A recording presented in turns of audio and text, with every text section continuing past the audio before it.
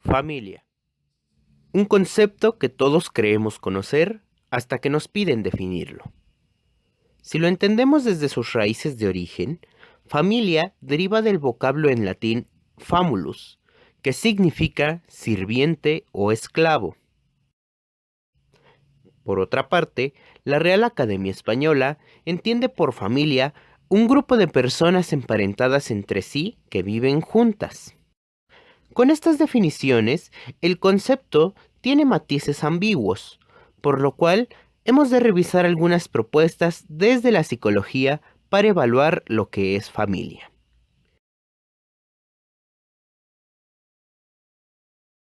El modelo sistémico familiar define a la familia como la constitución de un sistema formado por miembros, continuas interacciones y relaciones entre sí, que actúa como una totalidad en el exterior. Por otro lado, retomaremos la definición que Lauro Estrada Inda, autor del Ciclo Vital de la Familia, da a este concepto de interés. Define familia como una célula social cuya membrana protege en el interior a sus individuos y los relaciona al exterior con otros organismos semejantes. Ahora bien, conociendo ya un preámbulo teórico sobre qué es la familia, pasemos a reconocer cuál es el discurso dominante actual sobre este tema. Cabe mencionar que debe entenderse como discurso dominante la descripción y construcción de un consenso social, en el cual intervienen diferentes personajes con puntos de vista similares, pero que siempre luchan por mantener la narrativa sobre una misma realidad que es compartida. En el campo de la psicología, Brunner, en cuanto a psicología, ha hecho diferentes aportaciones acerca de las características de la narrativa de las personas.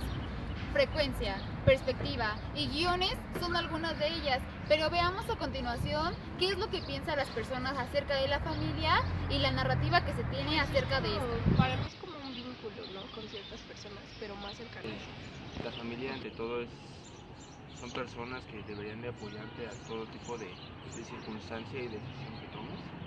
Y en muchos casos son los cimientos de tu forma de ser, de tu forma de pensar. Pues que es un lugar en el que compartes sentimientos sin pena alguna. Pues podría ser que una familia se supone que te debería de apoyar y ayudar, ¿no? En tus opiniones y no darte. Pues yo creo que la familia es un eslabón muy importante en la sociedad mexicana. No obstante, creo que con el paso del tiempo esta ha ido evolucionando, ¿no? Creo que también poco a poco la sociedad mexicana ha ido como aceptando como familia, otro tipo de estructura, ¿no? Es decir, antes era lo tradicional, papá, mamá e hijos. Hoy creo que con el tiempo y como lentamente vamos aceptando como familia una madre soltera y un hijo, o las familias del mismo género, El autor de apellido Van Dyck nos dice que todo producto social y cultural surge a partir de significaciones que se dan en interacciones sociales. Por ello, en estos momentos nos interesa saber cuáles son los miembros que conforman una familia. La ideología clásica de madre, padre y hijos, se puede extender a abuelos, tíos, primos. Pues no es necesariamente como que ocupe, no necesariamente para mí, sería que ocupe el papá o la mamá, porque puede ser que tus padres se divorcien y que el papá se vaya y que ya nunca esté contigo. Entonces tu papá dejaría de ser, a pesar de que te dio la vida, dejaría de ser como parte de tu familia. Pero tu mamá se pudo volver a casar y esa persona es la que en verdad te quiere más que tu papá biológico. Entonces no necesariamente hay como componentes exactos. Más bien yo creo que la familia es pues las personas que... La mamá, el papá, los hijos. En este caso se añadiría a los animales, porque pues también incluye los abuelos. Como que eso sería más de los... Pues los padres, los hijos y no sé, una mascota o algo. Pues yo creo que pues si hablamos de consanguinidad, pues los papás y los hijos, ¿no? Pero también creo que las familias tienen que ver con un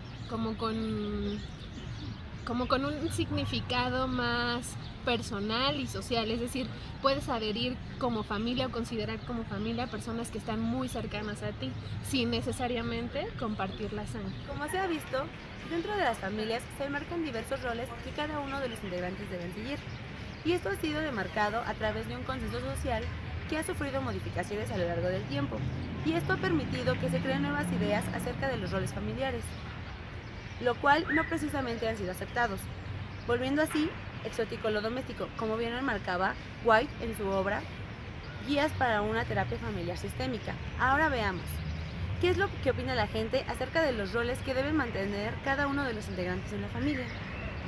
El papel de papás, igual de protector a los hijos, de darles como que protección, cuidarlos y darles esos valores también que los van a ir haciendo una mejor persona. Bueno, pienso que cada uno debe cumplir sus obligaciones. Por ejemplo, el papá debe apoyar a la familia, debe aportar lo suyo, debe trabajar para mantener a su familia.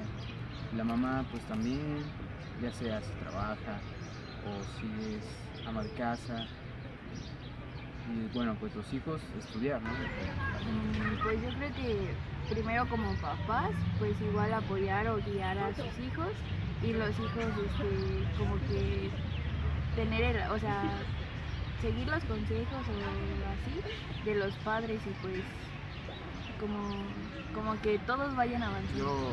Yo crecí con el rol de que el papá trabaja, el mamá se dedica a los niños, pero bueno, en la actualidad vivo con mi mamá y mis dos hermanos y todos trabajamos o estudiamos, y es como que se dejó de lado eso de que el hombre trabaja y la mujer se dedica al hogar. Pues si hablamos como tradicionalmente, pues tendríamos como al papá, que es como el proveedor y el que carga como la responsabilidad de sacar a flote una familia, ¿no? Y la mamá, esta cuestión de la educación. Los hijos pues tienen como un rol más pasivo, ¿no? Más bien creo que hoy en día todos, sin importar que sean, mamá, papá o hijos, tendríamos que tener como un rol activo, ¿no? Es decir, ya no encajonar o ya no estereotipar lo que tiene que hacer la mamá o lo que tiene que hacer el papá, ¿no? Más bien yo creo que hoy por hoy las cosas o una familia se construye como en común acuerdo, sin necesariamente establecer actividades de acuerdo al género, ¿no? Más bien a lo que va necesitando la familia. Durante la unidad de aprendizaje, discurso y sociedad, analizamos los discursos dominantes que existían en las familias mexicanas durante diferentes épocas, las cuales abarcaron las 6 últimas décadas del siglo XX. Ahora pretendemos conocer la ideología dominante respecto a la conformación de las familias, los roles que deben de cumplir los integrantes de cada una de ellas y el impacto que tiene en la actualidad. ¿Quién conforma su familia? Mis papás y mis hermanos. Y bueno, y mis sobrinos. Mi mamá, mi papá, mis dos hermanos. Pues mi padre, mi madre, mi hermano y yo. Mi mamá, mi papá y mi hermano. Pues yo creo que mis padres y mis hermanos de entrada, y pues mucha gente que está alrededor mío, ¿no? Yo crecí, pues sí, en un ambiente familiar no tan tradicional, pero crecí junto a muchísimos tíos, ¿no? Entonces yo considero a todas esas personas como mi familia. Como se mencionó anteriormente, se ha analizado los discursos dominantes en y para las familias mexicanas de diferentes épocas que comprendieron las últimas 6 décadas del siglo XX.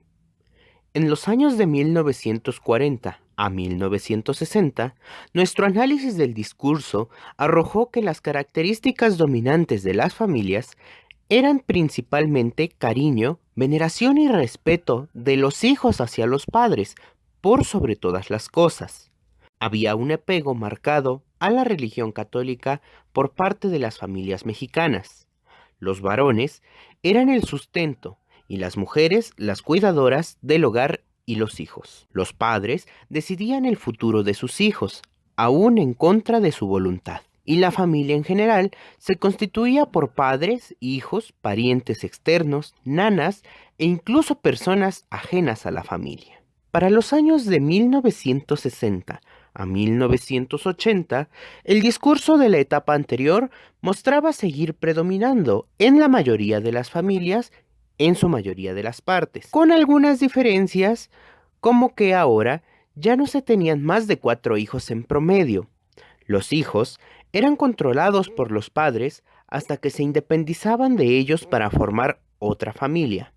La mujer tomaba una postura sumisa ante la exigencia del hombre, y la constitución de las familias únicamente ahora era ya de padres e hijos exclusivamente. Por último, de los años 1980 al año 2000, el discurso dominante cambió radicalmente, pues ahora ya predominaba la idea de tener una o más relaciones extramaritales, casarse más de una vez. Los hijos podían participar en la toma de decisiones familiares. Comenzaba la apertura a diferentes orientaciones sexuales y la familia era conformada a partir de 2 personas, pues ya se tenía también indicios del inicio de la idea de que no era necesario tener hijos para conformar una familia. Con todo lo anterior, podemos dar cuenta de cómo se crean, mantienen y transforman los discursos. Con lo recopilado de los participantes de este video, podemos decir que ahora el discurso del siglo XXI en sus primeras 2 décadas, en cuanto a las familias mexicanas, demarca que no hay un tipo ideal para las familias. Lo importante ahora es la unión, protección y confianza que se desarrolle entre sus miembros.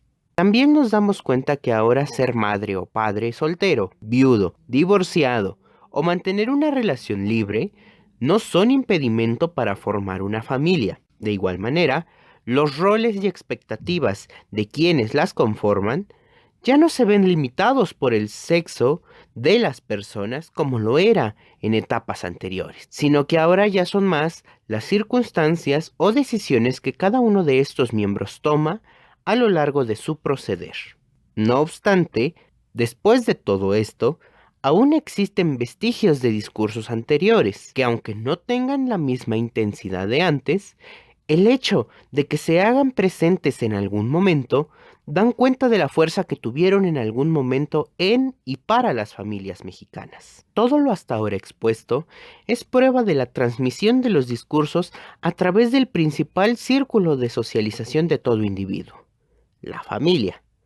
Por esto y muchas otras cosas más que implica, proponemos que conocer y conceptualizar las funciones y estructuras de las familias no solo ayuda a romper prejuicios y estereotipos sobre estas mismas, sino que ofrece nuevas luces sobre la investigación de los discursos que se engendran en la sociedad mexicana, principalmente en el aspecto de la consolidación de nuevas ideologías en cuanto a la estructura y conformación de las familias.